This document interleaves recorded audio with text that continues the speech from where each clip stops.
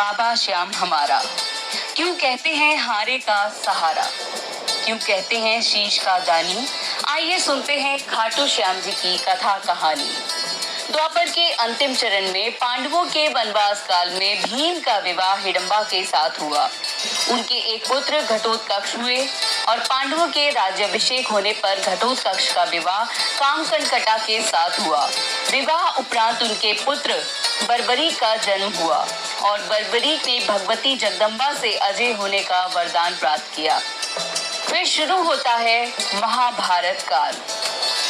जब महाभारत के युद्ध की रणभेरी बजती है तो वीर बर्बरीक अपनी मां से आशीर्वाद प्राप्त करते हुए मां को हारे हुए पक्ष का साथ देने का वचन देते हुए अपने नीले घोड़े पर सवार होकर 3 बाण और धनुष के साथ कुरुक्षेत्र की रणभूमि की ओर चल पड़ते हैं। परंतु मार्ग में ब्राह्मण रूपधारी भगवान श्री कृष्ण से साक्षात्कार होता है।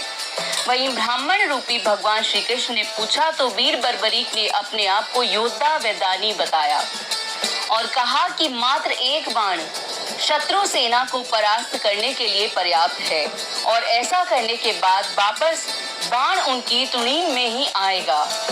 यदि तीनों बाणों का प्रयोग में लिया गया तो पूरे ब्रह्मांड का विनाश हो जाएगा। यह जानकर भगवान कृष्ण ने उन्हें चुनौती दी और कहा कि इस वृक्ष के सभी पत्तों को भेद कर दिखलाओ। वे दोनों पीपल के वृक्ष के नीचे खड़े थे और बाण ने क्षण भर में पेड़ के सभी पत्तों को आर पार कर दिया। फिर बाण श्री कृष्ण के पैर के इर्द गिर्द चक्कर लगाने लगा, क्योंकि एक पत्ता उन्होंने अपने पैर के नीचे छुपा लिया था। बर्बरीक ने कहा कि आप अपने पैर को हटा लीजिए, अन्यथा बाण जो है वो आपके पैर को भी भेद देगा। तत्पश्चात श्री कृष्ण ने बर्बरीक से पूछा कि वह युद्ध में किस ओर से सम्मिलित होगा। बर्बरीक ने अपनी मां को दिए वचन को दोहराया और कहा कि युद्ध में जो पक्ष निर्बल और हार रहा होगा उसी को अपना साथ देगा। श्री कृष्ण जानते थे कि युद्ध में हार तो कौरवों की ही निश्चित है और इस कारण अगर बर्बरीक ने उनका साथ दिया तो परिणाम गलत पक्ष में चला जाएगा। अतः ब्राह्मण रूपी श्री कृष्ण ने वीर बर्बरीक से दान की अभिलाषा व्यक्त की। बर्बरीक ने उन्हें वचन दिया और दान मांगने को कहा। ब्राह्मण ने उनसे शीश का दान मांगा।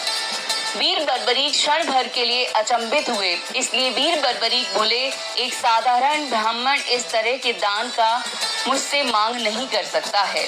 अतः ब्राह्मण से अपने वास्तविक रूप में अवगत कराने की प्रार्थना की।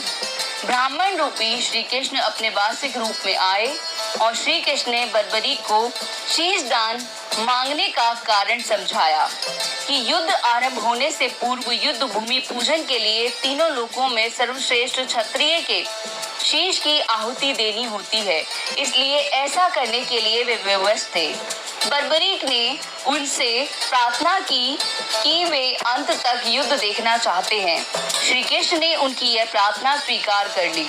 श्री कृष्ण इस बलिदान से प्रसन्न होकर बर्बरीक को युद्ध में सर्वश्रेष्ठ वीर की उपाधि से अलंकृत किया।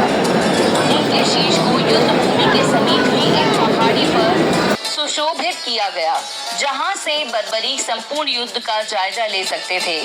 फागुन माह की द्वादशी को उन्होंने अपने शीश का दान दिया था। इस प्रकार वे शीश के दानी कहलाए। युद्ध में विजय श्री प्राप्त होने पर पांडव विजय के श्रेय के संबंध में वाद विवाद करने लगे। तब श्री कृष्ण ने कहा कि इसका निर्णय बर्बरीक का शीश कर सकता है।